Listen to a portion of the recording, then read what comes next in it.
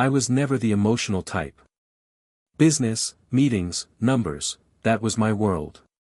My name is Richard Dalton, and I built my entire life on logic, routine, and control. Ever since my wife passed, all that control felt more like a shield. I focused all my energy on raising my son, Matthew, who was diagnosed with autism at age 3. He's bright, deeply sensitive, but the world often overwhelms him. And lately, things had been harder. Matthew had started retreating even more. Therapists came and went, and I hired the best caretakers money could afford. Still, nothing stuck. That's when Teresa entered our lives. She came through a local agency, a live-in housekeeper with experience around children.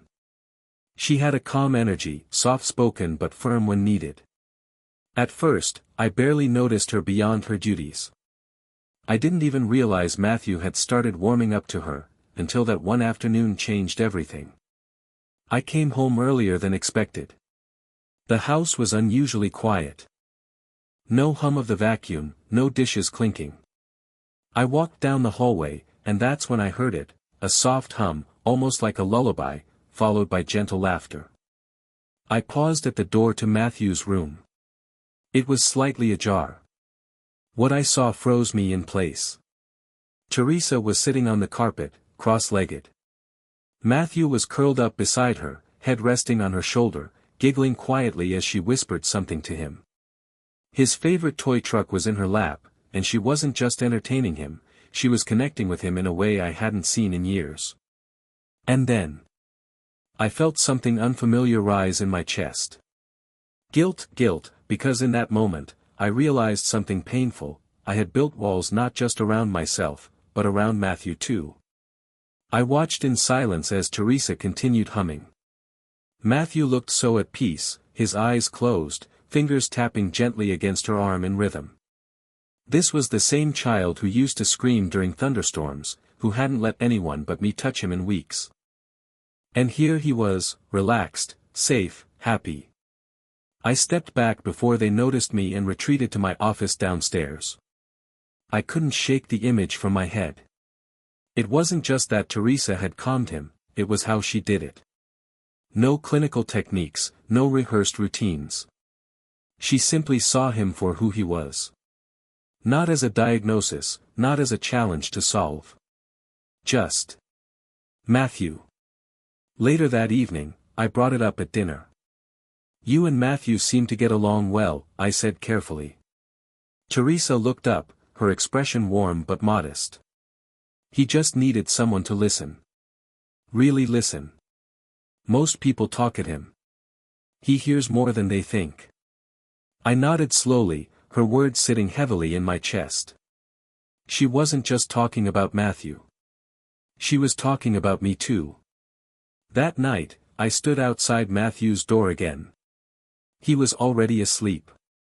Teresa had placed a soft night light beside his bed, something I had dismissed as unnecessary before. But now, he looked peaceful. Even his breathing was different. I realized then, I had invited Teresa into our house as staff. But she had quietly become something far more meaningful. The next morning, I found myself watching them again. Not out of suspicion, out of awe. Teresa wasn't just helping Matthew, she was teaching me how to reach him in ways I never could before. At breakfast, Matthew actually looked up and made eye contact with her. "Can we play trucks later?" he asked. I nearly dropped my coffee. Teresa smiled. "Of course we can. But only if you eat your eggs first." He grinned and started eating. Just like that. I stared at them, barely processing what I was seeing. Teresa wasn't performing a miracle. She was just consistent. Patient. She gave Matthew space when he needed it, and warmth when he was ready for it. And somehow, in that balance, he began to trust her. Later that day, I sat Teresa down in the kitchen. "Why didn't you tell me you had this kind of experience?" I asked. She folded the dish towel in her hands, choosing her words with care. "I didn't think I had to. I've worked with kids before, but I don't have fancy credentials. I just care. And sometimes, that's what they need most. I nodded slowly, unsure how to respond. It wasn't just what she said. It was the quiet conviction behind it. Something inside me shifted. It wasn't just that Teresa had connected with Matthew. She was opening a part of me I'd long buried. That weekend, something happened that sealed everything in my mind. Matthew had a meltdown. It came out of nowhere, too many noises from outside, a broken toy, and the sudden pressure of a schedule change. I tried everything I usually did, turning off the lights, playing soft music, offering his weighted blanket. Nothing worked. He was sobbing on the floor, hands over his ears, rocking back and forth. My heart pounded. I hated feeling helpless. Then Teresa walked in. She didn't say a word at first. She just sat nearby, not touching him, not crowding him, just being there. She started breathing slowly. Loudly. Rhythmic, calming breaths. After a minute, Matthew noticed. His own breathing started to sync with hers, slowly, shakily. Then she spoke, just above a whisper. "I'm here, bud. You're safe. You're doing so well." He inched closer. Then suddenly, he collapsed into her arms and cried. I felt something break inside me. Not from pain, but from relief. From witnessing something so pure, so real. I sat down across from them on the floor. Teresa glanced at me and gave the slightest nod. This wasn't just about Matthew anymore. It was about learning how to be present. Learning how to feel again. And I realized, I needed that just as much as my son did. After that day, everything started to shift. It wasn't dramatic or sudden. Just small things. Like Matthew beginning to hum when he played, or asking to eat with us at the table instead of in his room. Or the way he reached for Teresa's hand before bed, and once, even mine. I found myself spending more time in the house, intentionally. Not buried in my laptop or hiding behind conference calls, but with them. With him.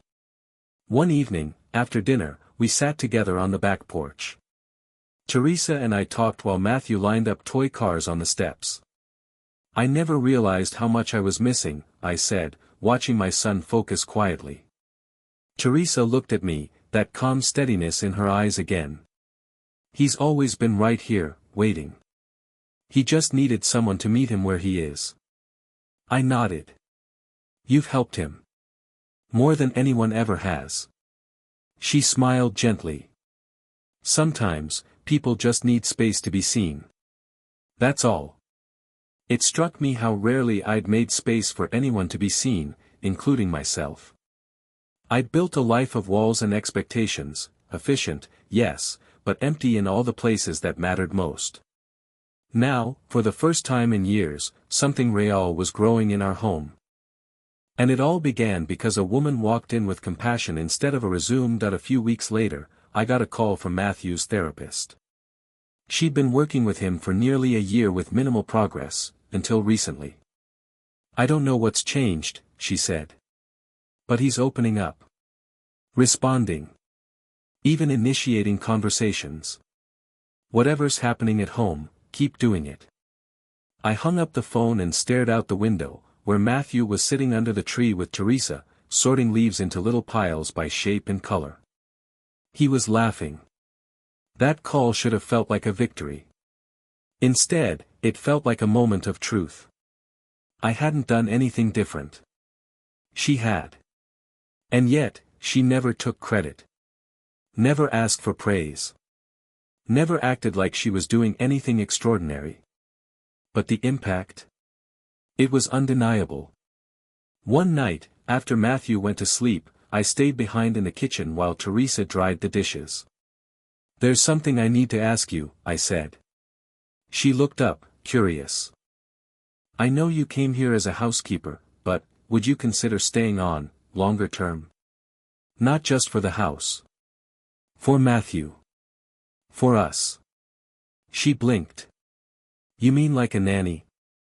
I shook my head. More than that. As part of the family.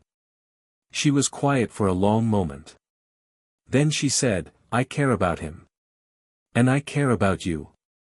But are you sure you're ready to let someone in? The question hit me like a wave. Was I? That night, I didn't sleep much. I kept turning her words over in my mind. Are you ready to let someone in? Truth was, I hadn't let anyone in since my wife passed. Not emotionally. Not truly. I kept relationships distant, predictable. It was safer that way. But now. Teresa had gently, steadily dismantled the walls I didn't even know I'd fortified. And she'd done it not with grand gestures, but with patience, kindness, and quiet presence. The next morning, I didn't dodge the question. As Teresa poured Matthew's orange juice, I said, yes. I am ready. Or at least, I want to be. She looked at me, no judgment in her eyes, only understanding. She gave a soft nod, and that was enough. From that moment, things deepened between us. Still professional in the way we co-parented, but warmer. More honest. We laughed more. Talked longer. Ate meals as a trio, not just out of habit but out of something that felt like home. One evening, Matthew tugged on Teresa's sleeve and asked, Are you gonna stay forever? She looked at me before answering. I could see the emotion rise in her, even though she held it back. I'll stay as long as I'm wanted, she said gently. Matthew looked over at me. Daddy? And I said the words without hesitation, we want her. Both of us. From then on, the house changed, not just in feeling, but in rhythm. Teresa's presence wasn't temporary anymore. She became part of the flow, part of the quiet morning rituals, part of the late-night check-ins when Matthew had trouble sleeping. And somewhere along the way, she became part of me, too. It wasn't dramatic. It wasn't a sudden kiss in the hallway or a romantic speech over dinner. It was subtler than that, like how our hands brushed when we both reached for the cereal box. Or the way her eyes lingered on mine a little longer at night. The quiet smile she gave when I made Matthew laugh. I caught myself thinking about her during meetings. Wanting to tell her things. Wanting to hear her thoughts. Her voice had become something I looked forward to each day, not out of need, but out of something warmer. Something deeper. One Saturday, we took Matthew to the park. He wanted to bring his toy trucks, so we sat under a tree while he played in the sand. I've never seen him this relaxed in public, I said, watching him. Teresa nodded. It's not just me. It's you, too. He senses when you're present. And lately, you've been really here. I turned to her. That's because of you. She smiled but didn't speak. She didn't need to. In that moment, everything was clear. We weren't just helping Matthew heal. We were healing each other. The seasons began to shift. Autumn crept in with golden leaves and crisp air. Our home felt warmer than it had in years, not because of the heating, but because of the people inside it. One chilly evening, we were baking cookies together. It had become a little ritual, something Matthew now looked forward to.